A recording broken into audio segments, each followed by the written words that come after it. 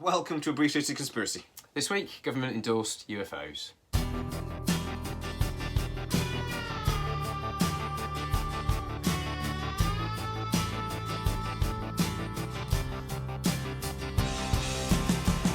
So please like and subscribe if you're new to the video, if it helps. I'll hit that bell notification as well, because I always say to hit the bell.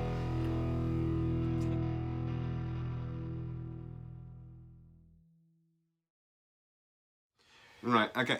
This week we are doing UFOs. We are back to the UFOs, because it's always UFOs. And we're loving that doing our series on 9/11. But except for one bloke who sent me a message saying that the UFOs did it, I found no other evidence that UFOs are anything to do with 9/11. And he genuinely told me that I've got a video that as the building collapses, you see a UFO fly over, and I would love to see that video. And he's like, I don't have to show you. Why do I have to prove myself to you? And I'm like, I'm not saying that. I'd just quite like to see it. Have you got a video, or is this? I'd love to see it. Does this video exist? And then he just got really angry. Then he ignored me. I was like, oh man. But this little bit of a research project that went on in the last few days, it was started by one of our lovely subscribers, Fred, who left us a message saying, please go and have a look at the Bonsall UFO incident. In 2000, October 2000, near the Derbyshire Dales, in the mighty UK, this video was taken. And it is of a unidentified flying object, or a UAP. Yeah, very brightly coloured, isn't it? Yeah. Very flashing. So, in the video, you don't really see a great deal. It's just a light, and it seems to be flashing in different colours and things. But I'll put an actual link to the video in the description so you can go and have a look at the video. But there's a few images. I always wonder though what it must have been like to actually see in real life, because you know, like Angel. I was on holiday a little while ago, and the moon was beautiful. So I thought over the ocean, so I thought I'd take a photo of that. And every time I took a photo, it was just so disappointing. It looked so far away, and you know what I mean. So photography doesn't really make up for the actual image in your own eyes. So I do wonder what this video looked like in real life. It must have been pretty cool. Yes, it would have looked far more. Yeah. What's the word? Far more clear, probably, than the video footage. Well, what they described isn't quite what you see in the video, but I think that's because it's so far away. But anyway, so how she described it was moving from towards the right, and there was lights sort of to the left of it. They were yellow, orange, and blue, and then after, I think the video's about 5-6 minutes long, it rotated onto its side, which is important. We'll discuss that in a little while later. Yep. And shot off in a flash of red and green light, and disappeared. Yes, incredible acceleration. Yeah, so there had been about 2 weeks as well prior to this of people seeing lights in the sky and seeing strange things. So this wasn't an isolated incident. People were actually starting to go out and look because it was becoming so well known in the area. Because it was a common occurrence over that time period. I think this led into a little while later there was sightings of ghost planes over the Derbyshire Dales, and the RAF did have to come out and say they were just our Hercules bombers. Everybody please stop freaking out. It's not ghost planes. The interesting things about this video was that one, this young lady, this Sharon Rowlands that took the video, then actually got offers from TV producers, and she ended up selling the video for 20 grand. Yeah, it was a lot, wasn't it? 20 grand, yeah. Decent amount of money. And this is 2000, as well. It wasn't, it's not bad. She ended up saying she put the video in a safe at the bank, local bank, because it was so valuable. Sort of. Okay, well that's also understandable as well if she really believed that she'd seen something, and by the fact that somebody was willing to pay her 20 grand for it. Yeah, Derbyshire's a crap hole. It must have been like $1 million kind of indicates that some other people thought that it had some credence as well. So when I started looking into this, I did see that the Derbyshire Dales is a bit of a hot spot for alien activity and sightings. Yeah. So my first thought was military bases. Yeah. The Derbyshire Dales are used by the military. Yes. So I had a look around, and the only thing I could find was about 13 miles away there's 350 Field Squadron camp. Yes. Which is an engineers camp, and so they could have been up to something. There was a lot of research and loads of news reports done, and Edwin said that there was no sort of weather phenomenon or anything like that could explain what had been seen. The military said they weren't flying anything in the area. So as much as it could be done was done. This was investigated by the team that Nick Pope used to be involved in, the MOD. The MOD, yeah, indeed. They said they had no explanation.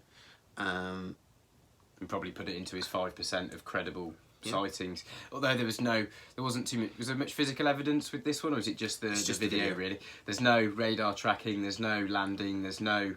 That's the interesting part, though. Actually, when higher than background radiation, they started to talk to people at the radar back, and they couldn't find anything at all. But we're going to talk about that again actually when we start talking about the Tic-Tac video towards the end of this video. So yeah, this video is interesting, and then they bought it for 20 grand. But then the really interesting thing that I then came across was that apparently NASA just asked to review the video. Now this was reported in newspapers, but I did struggle to actually find out whether they actually reviewed it or not, or whether it was just talk. But apparently they asked to review the video. Now the reason why they asked to review the video was because of this image. When they zoomed in and they looked at it, it was described as a big circle globe and it looked like an apple that had a bite taken out of it. And then when you compare it to this image, which was taken from STS-75 mission, which is famously known the tether incident in 1996. Yes, a very famous incident indeed. Yeah. So the shuttle Atlantis was doing this experiment, and they did several of these experiments with these tethers. And the idea, for lots of different reasons, but this mission in particular, what they were trying to do is get a satellite, lower it down, lower this 19-kilometre-mile long tether down into the ionosphere. Yes. And to see if they can actually generate electricity, generate energy. Yes. That was the point of this experiment. Yeah. But yeah, they were looking at the tether dynamics, and where they were trying to figure out how tethers would react in space. And if they want to build a space elevator, which is the future of traveling around space, quite easy. Getting from the land to space is the hard bit. Yeah. So if you can have a space conventional elevator, rocket technology, you have to have so much fuel that you almost can't carry enough fuel to hit escape velocity. No, exactly. And it's really, really dangerous as well. You just sat in a massive bomb. You just hope that bomb sends you in the right direction. You're just hoping that the scientist that designed the rocket has carefully designed it so that it's a controlled explosion rather than it turning into an uncontrolled explosion. A massive firecracker. So a space elevator, though, is genius. You have a satellite in orbit, you have a rope basically tying that satellite to the ground, and you put an elevator up and down. Engineer-wise, incredibly difficult, but like from a scientific principle, it would be quite easy. And then it would make space travel actually like viable and like cost effective, because you could just move stuff along the elevator instead of having to have rockets and things. So these are the sorts of things they were trying to experiment.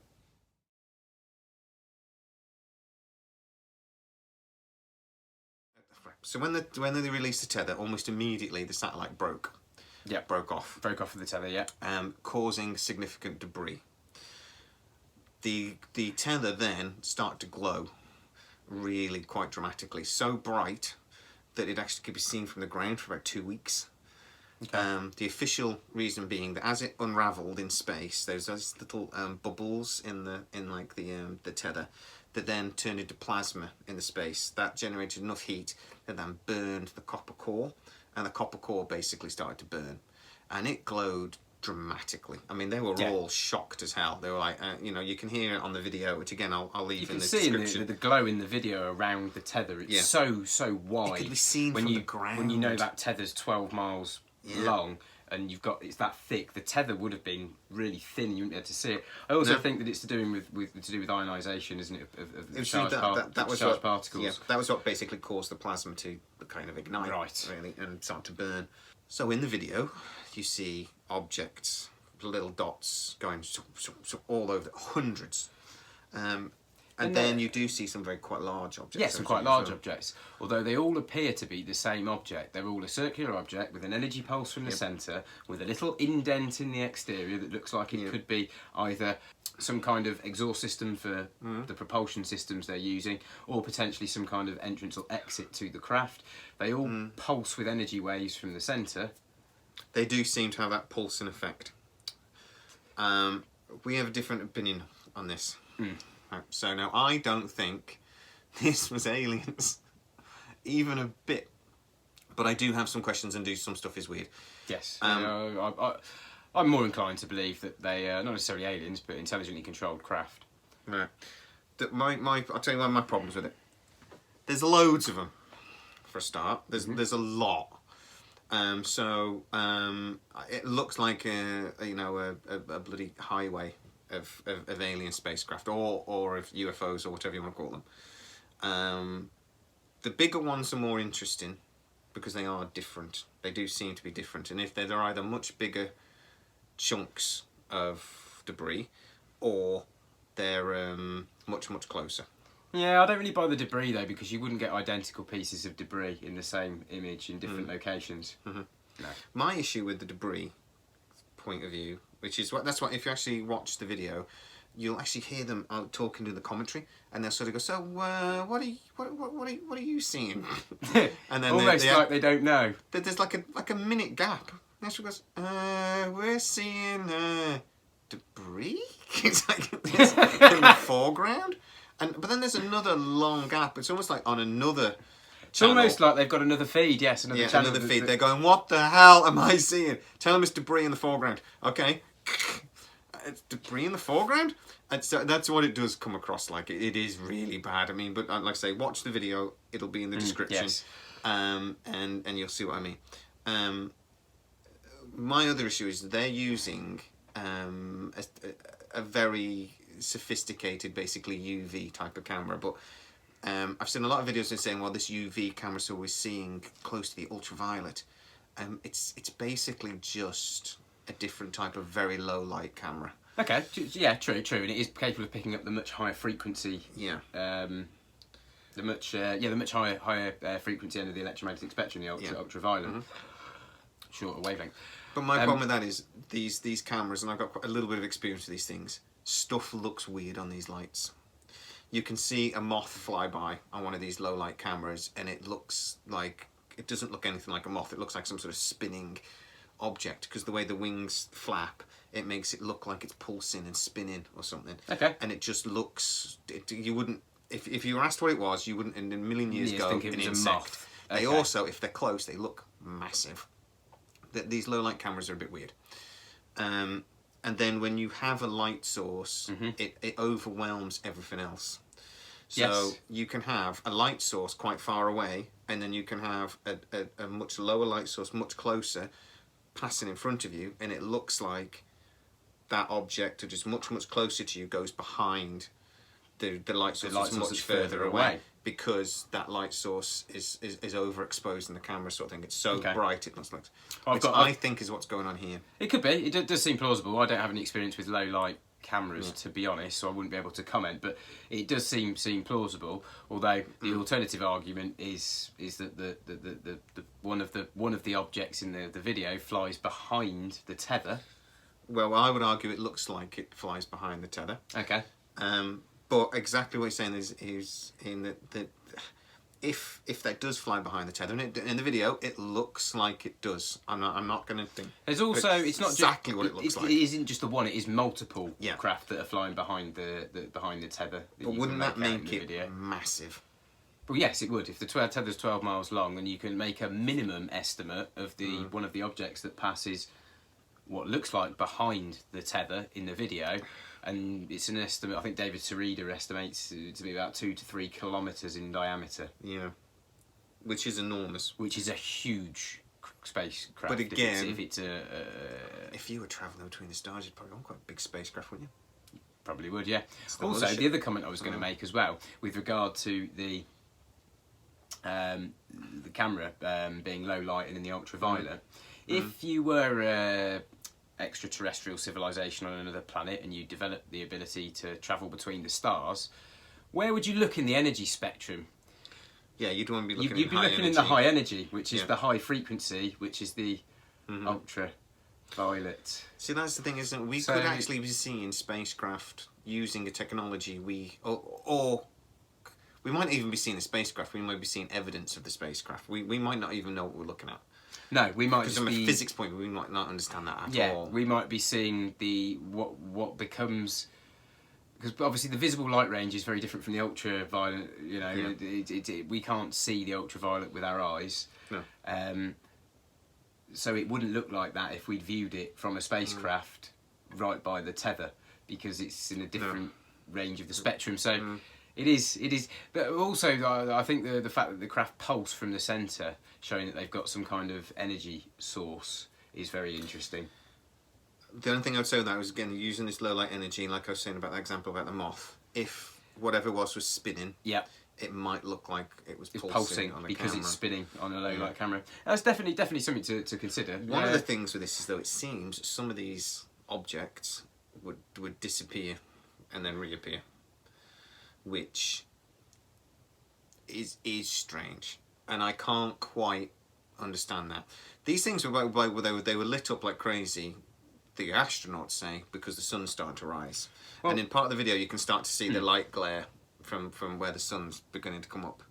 But when you put these two images side by side, the image from the Bonsall UFO and then the image from the STS-75 tether incident, they look identical. They do look quite similar, don't they? I would go and say identical. Going through trying to research these videos, I kept on being really careful which one I was selecting because I couldn't tell them apart. Perhaps these craft only pop into the visible spectrum when they lower the energy that the craft is functioning on to a level that's within perceivable range, and that's why they pop in and out of the visible spectrum. Possibly.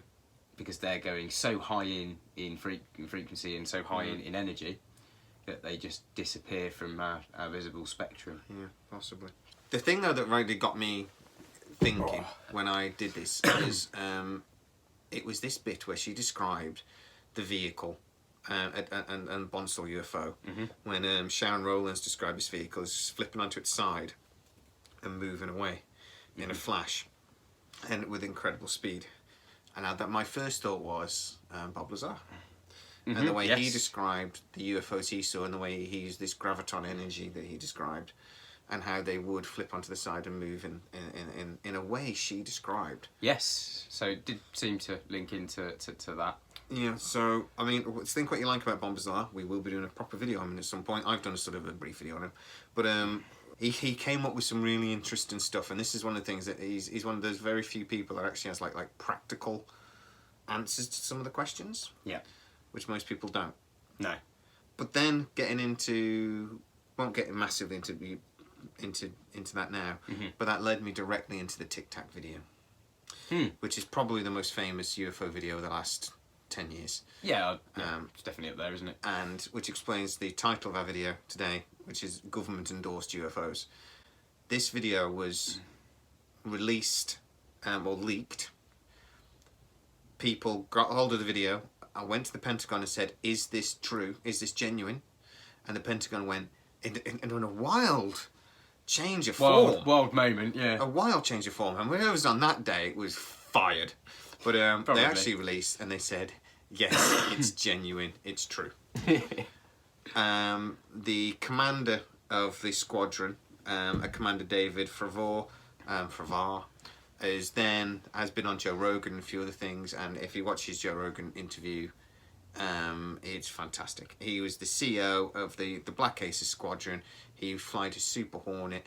He is very detailed about how they were off the coast of Mexico doing this training exercise, and then during the training exercise they were asked to go to a real world target. Yep. And they went across and they saw this Tic-Tac vehicle. Yes. Watching him talk about it just gives me goosebumps. It just gives me goosebumps. Because he's a credible person. He's terrifyingly credible. That's it, and that's the problem, isn't it? Is when you get too many terrifyingly credible people all saying they've seen incredible things. That's where I tend to think that's when I start drinking more heavily. Well, yeah. Right, so if we talk about the Tic-Tac video really quickly, because it's fascinating. Yes. So later on, he was talking to some of the radar operators on both the USS Princeton and the USS Nimitz, which he was part of this group, carrier group that were on the training exercise. And he said they'd on and off been tracking these vehicles for a couple of weeks. They would drop in, and that was his words, they would just drop in. From where, we don't know. From up, I think. Yes, from space into the atmosphere. It's the only place you can really drop into from. And, they'd hang around for a bit and they'd bugger off. Yep. And that was it. And that reminds me of these. How many of these incidents you hear that they say that there's sightings over several weeks? Yeah. And then they seem to stop. Indeed. Well, exactly. Look at the swarm of UFOs that buzzed the White House. Yeah. For over several nights. Wasn't it every weekend for several weekends? Yeah. Friday and Saturday night, every Friday, every Saturday for 4 or 5 weekends on the trot. Which is just, but a lot of these It's almost like somebody's trying to send you a message without literally landing on the president's lawn and getting out of the craft. But I think you see a lot of these things where people see lights in the skies and they see them over a few weeks and then it seems to dissipate. Sometimes I think that's probably a bit of hysteria. Somebody says they see something, then everybody's bloody seeing something. Yeah, there probably is a little bit of that. We are. But you can't really say that this is hysteria, that they were tracking something. But he basically discussed how it was normal. That seeing these things was quite normal. No, it's common. It's common amongst radar operators, common amongst flight traffic controllers. Yep, completely. UFO Disclosure Project, 400 credible witnesses. A lot of them were commercial airline pilots. Yeah. It's nearly 20 years ago, that now. God, it is 2001, yeah. Yeah. It's 19 years ago. So, I mean... Well, how many times have you... I'm getting to that age now when somebody will go, and here's an oldie from 20 years ago, and then they play a song, and I'm like, no, that's got to be only like 5 years old. That's one of my tunes. Oh God, I'm old. Unfortunately, here comes that realisation that we are 20 old. We are old. Freaking years ago, and we're probably no closer to the disclosure that 20 years Stephen on. Greer was pushing for with the Disclosure Project back in 2001. Although that was suddenly overshadowed by our another big event in 2001 that we're doing another series on at the moment, which kind of possibly even helped to sweep the UFO disclosure under the carpet. Nobody was talking about disclosure. Nobody was talking about Disclosure Project after September for 2001. a good 10 years, nobody even mentioned it. So the Tic-Tac video. It's called the Tic-Tac video because it looked a bit like a tic-tac. He's talking about being sort of cross-shaped. He says he flew in his F-18 Super Hornet at about 20,000 feet. Saw this thing down by the water. Him and his wingman stayed up. He went down, had a look at this thing. He reckons he got pretty close to it. They played a bit of cat and mouse. He tried to cut across it, and he reckons this thing went in front of him only maybe hundreds of metres. And he had a pretty good look at it. And then it disappeared. Now, the thing with that is the way he describes it is like the SR-71, fastest aircraft ever built. He says even at maximum thrust, doing like Mach 3, I'd have been able to see it for a good minute. I'd have watched it disappear off in the distance for a good minute. I lost this thing. Now, that's pretty bad, but also his wingman, who stayed up at about 20,000 feet, lost it. Now, from just an angles point of view and perspective, he should have been able to follow that vehicle for a long time, and they lost it. It just disappeared. So, but the video doesn't actually come from Commander Favar. It comes from his colleague, basically. Yeah. So his mate basically went on another. They landed. They went, we've seen this thing. It's amazing. And his colleague went, I'm going to get pictures. We're going to go looking. So they went off on their training exercise and they went looking, and they got the pod. So we're kind of ready for it. And as soon as they flipped it onto the camera onto the pod, and they got this amazing video. Yeah. They actually thought they were looking for a drug runner or something like that initially. So we're off the coast of San Diego, pretty close to Mexico. We've got an unidentified flying vehicle. It's probably a drug runner. Yeah, it's probably a drug runner, little Cessna. Yeah. It wasn't. Yeah. What the hell are you? Warning: this is the American NORAD response. The interesting thing though about when they locked onto radar initially with this when the second mission went in, and as soon as they saw it, it sort of went off radar, and luckily the number 2, the goose in the situation. If you watched Top Gear, Top Gun, yes. The goose in the situation flipped it to the IR camera, and the IR camera is able to lock onto like the visual signature, and that's how they're able to track it. And they flip between like the black and white camera and the infrared. Yep. The interesting thing about the infrared is this thing, even though it was moving all over the place, had no heat blue. So it had no exhaust. No exhaust, no heat source at all, as I can tell, and no radar signature. Now, whatever you know about stealth aircraft's brilliant. Stealth aircraft isn't invisible to radar if you're close enough. It's not how radar works. Radar can swamp any aircraft with radar signals and can see it. There's an old thing about the B-2 when it first flew to Britain for the first time. Yeah. And we were on the... it was coming into one of the Farnborough Ayrshire. Right, and these American generals turned up and goes, hey, guys, no, don't panic. That's my poor attempt at an American accent. Yes, very poor. Sorry.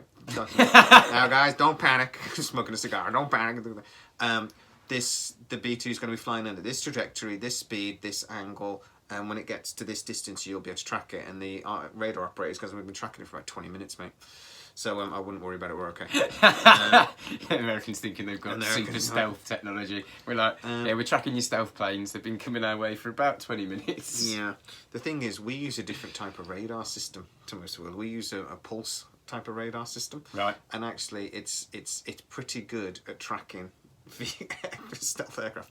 But anyway, stealth aircraft don't actually. What they do is they have sensors on board. So as soon as they get close, they can detect radar signals. Yes. So then they fly around them. So they just stay on the edges of the radar signal. Yes. So that's how the main reason they avoid getting detected. Which makes sense. So, yeah. But this thing, no radar. I just want to repeat as well that this video is genuine. This is one of those times. It's not a conspiracy theory. This isn't CGI. There is zero doubt about the authenticity of this video. And I really want to emphasise that. None.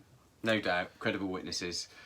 The video alone is amazing. And then you've got credible pilots who aren't stupid. They don't generally let morons fly £70 million aircraft. No, even if they are American. And, you know, and I don't quite understand why we're not more freaked out by this. I'm quite sure it's, you know, close to some of the best evidence we've got. Yeah. It actually generally. See, I love the UFO stories. I love ghost stories and things like this. I love this channel that we do. But I've always got this thing in the back of my head that it's almost like it's not really a doubt. It's almost a fear. It's a fear that it's just not true, right? Mm-hmm. And then you see things like this, and it gets me right in the bottom of the stomach, just excited in the bottom of my stomach, like this. What the hell is it? Yeah, I totally agree. But you know, it's that 5% thing again, isn't it? You know, 95% of all these UFO sightings are misidentified, you know, aircraft, military aircraft, weather phenomenon, this, that, the other.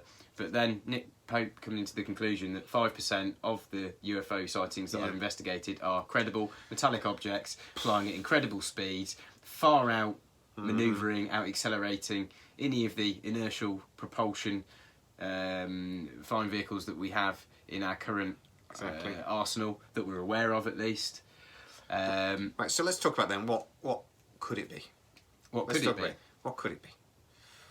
Drone? Pretty sophisticated drone.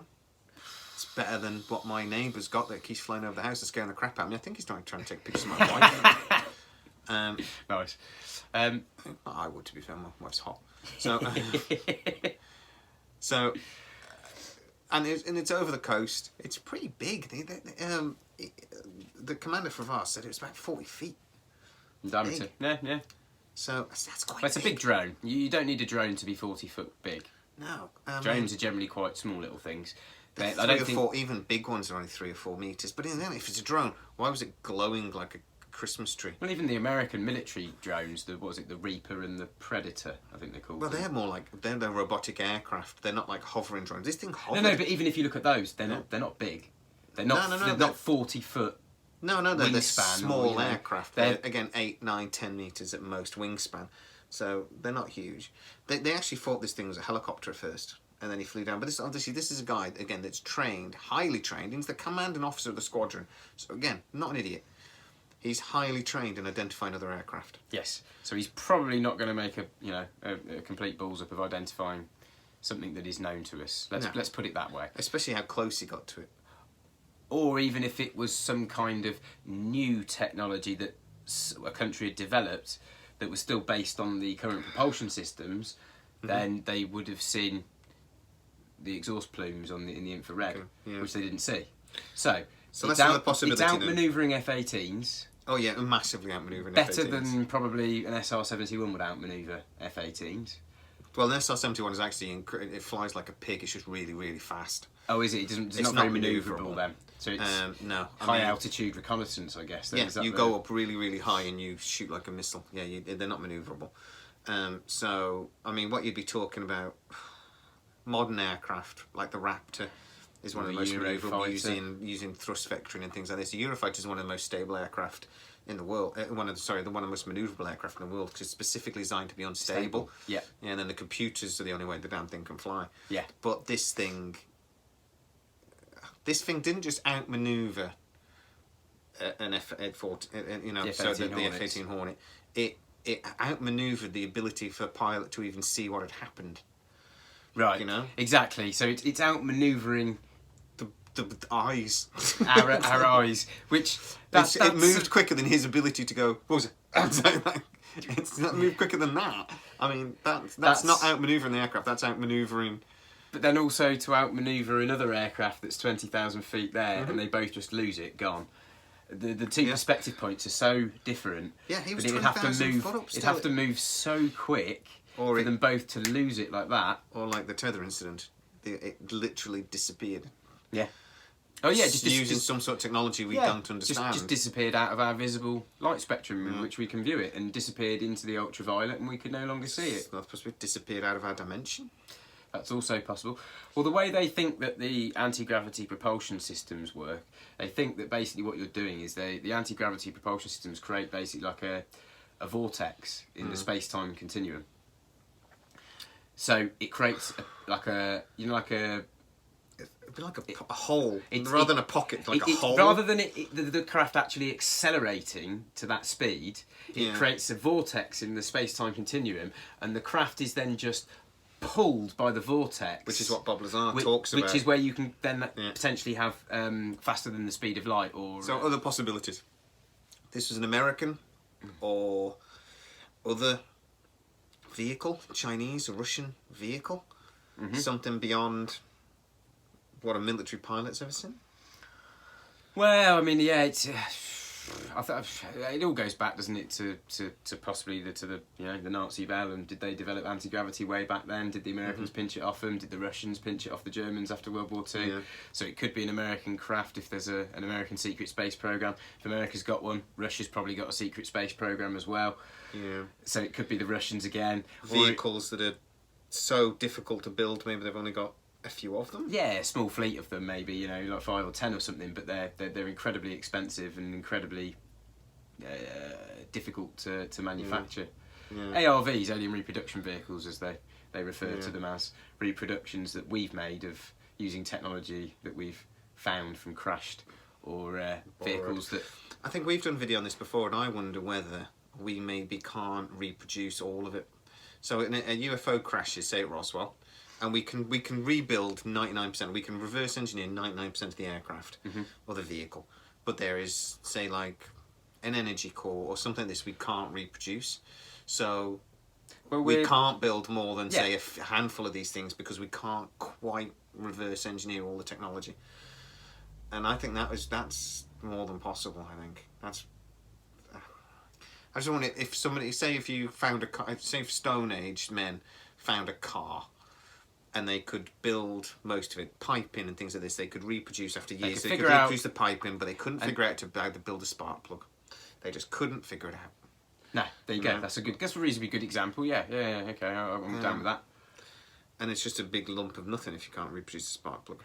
But you could take the 6 spark plugs out of the vehicle you found and maybe build 6 new cars with just 1 spark plug in each one. Yes, there you go. Know what I mean? It's that kind of thinking. Yeah. Reverse engineering. You might not get to 100% understanding of it, but you're still able to reproduce a vehicle based on some of the technologies. I always worried about as well that we can reproduce it, but we don't really understand it. That's also possible as well. So you can, because nowadays where you get something to work but don't really know. It's like, okay, we've got this machine and it does this. How does it do it? No clue. So okay, so we're going to fly around in it? You don't know how it works. Or if it breaks, we just don't know how to fix the damn thing. Well, what is interesting though is when you look into rotating superconductors, and anybody that goes into that line of physics research seems to end up working for the big black budget military industrial complex. Lockheed Martin, particularly these super cool conductors and things. Raytheon, they disappear into these black budget operations, never to be heard of again once they've announced. There was a guy. Was it Eugene that basically proved through scientific experimentation that he was getting an anti-gravity effect from a rotating superconductor. Now he's got a nice job at DARPA. Quite possibly. I don't know, but with that exact example. But yeah, there are. Yeah. They seem to go into. I have a parking space at the Skunk Works. And do you? That's excellent. Because again, if you're a scientist though, and if even half the stuff that we think goes on at Skunk Works and all these other places is true, and you're a scientist, they wouldn't come to you and go, "We're going to give you all this money," or whatever. They're going to come to you and go, "We're going to tell you everything." And there isn't a scientist on this planet that wouldn't go, "Yes, please." and just say, "Oh, well, you're going to release it afterwards." No, hell would they? Because there's something else to learn. Because you'll get to play with the coolest toys ever. Technology wins a war. I think everybody was very nervous after potentially narrowly winning World War II against Hitler because of the Wunder weapon that he was supposedly. The V1 scared the crap out of us. The V2 we had no defence against. Their Heinkel aircraft, the first practical jet fighter, was so much better than everything we had. It looked like a shark. It was the coolest aircraft. Yeah, it did look good, didn't it? I've seen some of those old drawings of some of these. It destroyed it. We had to go 3-4 against 1 of that damn thing. It was only because they were so difficult to build. They were so much better than everything we had. If they'd been able to put missiles on that thing, it would have been untouchable. So I think there's that fear amongst everybody from the last Great War, really, and because of that fear and of Hitler nearly having the technology to win that war. Yeah, and let's be honest, we only won World War II because we threw tons of steel at it. If you look at tanks, like the Tiger tank. We've gone way off topic here. Who's good? No, we're kind of still on topic because it's technology. We'll go with that. The Tiger tank, basically, unless you got behind it, you couldn't kill it. It was too good. The gun was too good. The armor was too good. The Sherman tank, which we had so many of, was a terrible tank compared. They used to call it the battery box because if it got hit, the bloody thing exploded. But nice. We outnumbered them 20 to 30 to 1. We threw tonnage at the problem. Yeah. We just basically got a really big stick and just went until we won the war. Was going for the quality route and trying to develop new technologies to far surpass current technologies. Another reason why D needed to happen when it did, because we were very nervous about giving Hitler another winter. Which is why America nicked all of the scientists through Operation Paperclip, or as many as they could. Some of them probably ended up in Russia as well, I imagine. Some of them didn't. Some of them possibly ended up in the UK, although I think America was more easier to get them in the America. By this point, America didn't really give a crap what Britain thought, and we weren't in a position to argue. No, not really. No. So America took full advantage of World War II. You got to respect them for that. They came out pre-World War II. They were a growing superpower, new in the world. By the end of World War II, they were the most powerful nation on the earth, and they've kept that position very strongly, solidly till the present day, pretty much. Yeah. They're on the downward spiral though, so just something. Indeed. The only other empire in history that does this is the Roman Empire. See where that went. Just see what happened to those boys. It took a good couple of thousand years, but see what happened to those boys.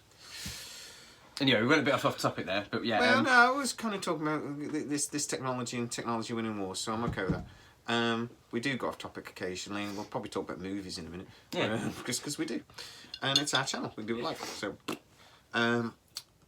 So what else could it be? What else could it be? Frickin' aliens, man! Well, it could be. It could be frickin' aliens. It could be, and it's either. I would argue that there's not really much argument that it isn't an intelligently controlled craft. I've just realised, by the way, sorry, that from there it just looks like a brown bottle. All I should have is like a brown paper bag swigging out of it, like a homeless person. It is a proper. It's beer. I bought it because that was £1.50. I was like, woohoo! Why am I going to buy more than one? Anyway, sorry, go on, mate. I don't think there's any doubt really that it's some kind of intelligently controlled craft. Far outstripping our current technological capabilities. So it's either secretive technology that's being controlled by humans that we're unaware of, that's fooled the other humans that have tracked it, or it's intelligently controlled by creatures that are of an extraterrestrial origin. It's one or the other. I don't think it can be anything else. Alien drone. Yeah, could be. Yeah, quite possibly. It might not have been, but still intelligently controlled, even if it didn't have an occupant controlling it, even if it was just a scout drone for a UFO, for an alien mothership, let's say. It's still intelligently controlled because it communicates with the mothership and the computer systems in it tell it what to do. And so right, so what do you think? It's a deep hole. I genuinely think these three incidents, and now we haven't gone off topic for, we know we started talking about Bonsall. I genuinely think these three incidents are connected. Yeah. And you have to wonder, could it have been a similar object at Bonsall, and the STS-75 incident, potentially, even though I'm not as convinced about that one, but, and this Tic-Tac video, incident, which generally makes the hairs on the back of my neck go, are we looking at the same thing? Possibly. There does seem to be some similarities between the three bits of footage that we have of those three incidents. They seem very linked. They do seem quite linked. It's hard to prove conclusively, but... Well, they look similar, they sound similar, they seem to move in a similar way. Don't grow suspicion of your own intuition, as a famous scientist once said.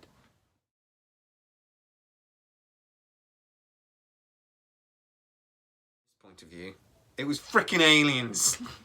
It was definitely aliens. We should all be terrified. And the reason why the government aren't telling us about it, and this really is the reason why they're telling us about it, is because they don't know what it is either, and they know you would freak out if they never mind came to that admission. Yeah, never mind this argument about the religions would freak out when they realised God wasn't real. No, everybody would freak out when they realise an alien can come and take your children, and the government can't do a damn thing about it. Yes. I'm sorry, but we should all be afraid. Panic, everybody. Yeah. Tend to agree. The scary thing is I'm laughing, but I genuinely think that's true. I genuinely think that's why we won't have disclosure until something happens that they just can't lie about anymore. We cannot have disclosure because they do not know what is going on. I'd just like a fleet of 20 flying saucers just to land on the White House lawn.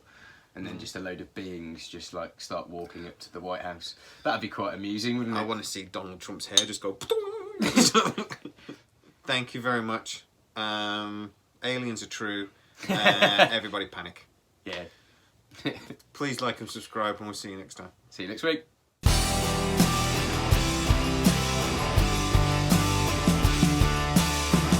All right. Hit the bell. You leaned forward when I did that. I genuinely nearly clocked you in the face. That would have been a brilliant start to the video. Just bang. Welcome to a brief history conspiracy. Jamie punched me in the face.